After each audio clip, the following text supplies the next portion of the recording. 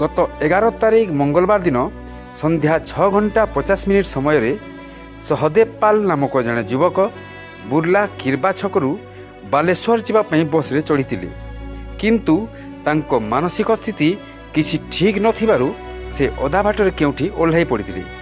तांको घर मयूरभंज जिला माणिकपुर तोटापड़ार अटंती। किछि दिन आगरू बुर्ला निज संपर्कीय मामू घर को आसीथिले। गत मंगलवार दिन से घर को जीवाई बस रे चढ़ी किंतु वर्तमान सुधा घर को पहुंची नांती। एणु तांको मामू राजीव बेहेरा निज भणजा सहदेव पाल निर्दिष्ट थिबा सूचना बुर्ला थाना रे देइथिले। गला बेले से धला रंगर चेक टी शर्ट पिंधिथिले।